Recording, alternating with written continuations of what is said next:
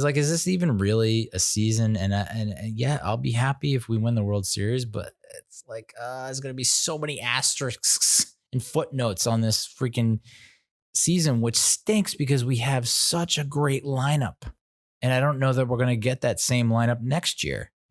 So it's like, I would just love to see this lineup through 162 games in this rotation and this bullpen. I would love to have it for 162. And instead we're getting it for 60, if that. So it's like, I think we're going to do, I have really high hopes, but at the same time, it's like, you have people voluntarily not playing. So it's like, on top of it's a short season, now you have, Markakis and Freeman aren't playing. Chapman isn't playing.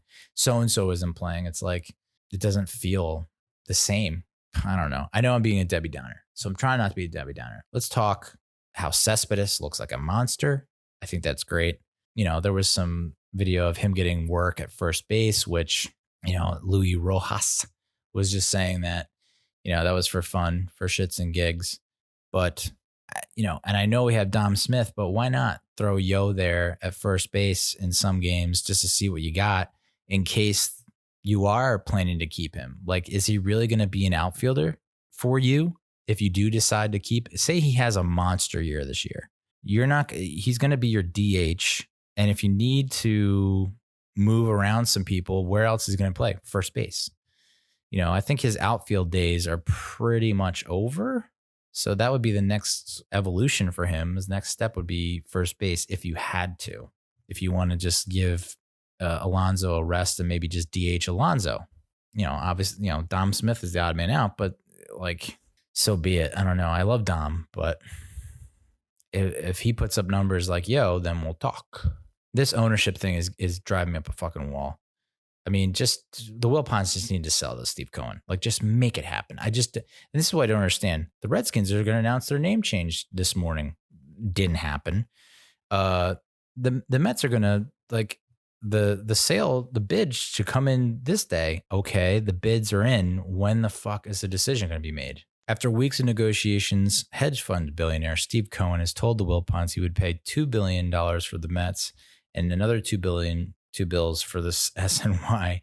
Other bids for the team so far are lower, meaning he is the lead bid, but the timing is unclear. It's like, so why did the bids have to be in by Thursday?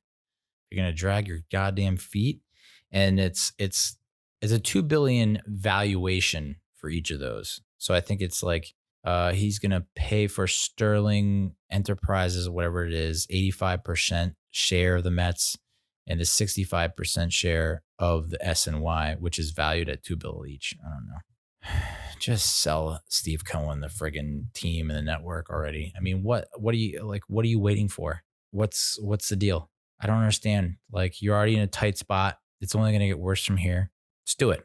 Cripes. So we're stocking up on the arms, which you can never have enough arms. Like Jared Hughes. We signed Jared Hughes after losing Jacob Ram on waivers.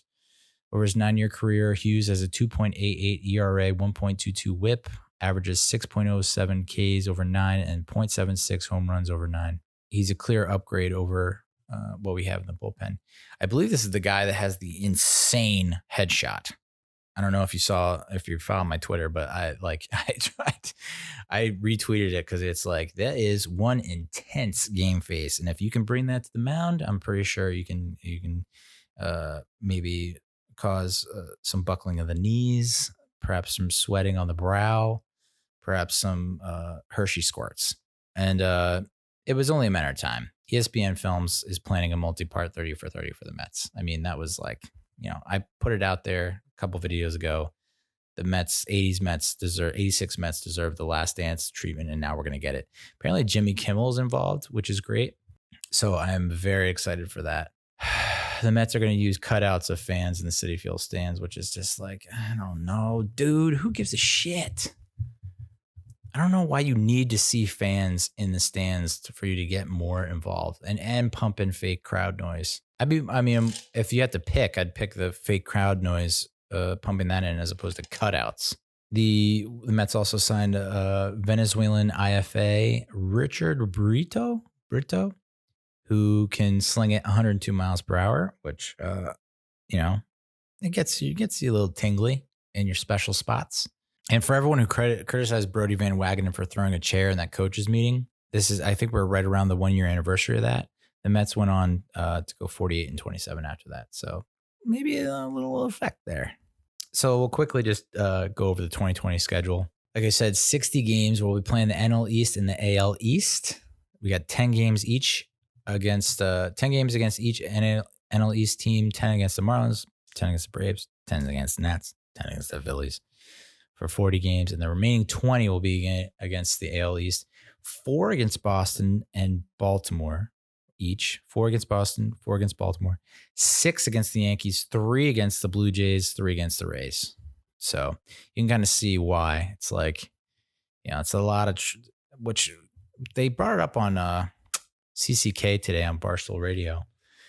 It's like, why is the NBA in a bubble and yet the MLB is traveling? And I don't get the answer for that. But I mean, you can already see what's happening in the bubble. Like, was it Russell Westbrook has it? COVID? Who else has it? So I don't think maybe the bubble is the wrong move. I feel bad for the West teams, though. Teams in the West. There's like, was it San Francisco or Oakland has to travel to Texas? I mean, that's like the furthest that the Mets have to travel is Tampa, I think, with Toronto being the second. And you can see they only play 3 games each against those. I don't know. I think I would not be surprised if we go. I mean, is 40-20 insane? Is that just like an insane statement, or is 35-25 more realistic? I mean, the Braves are shorthanded. They got the key players opting out and with COVID. So I think we come out and like 3-game stint at home. I think we maybe sweep. And then you go back-to-back 2 games here and there against the Red Sox, which I don't even know where the Red Sox stand right now. If they're like in a good position. The Braves again. So we could get off to a hot start before we get into the Nationals, Marlins, then Nationals again, Phillies, then Marlins, Yankees for 3. I don't know.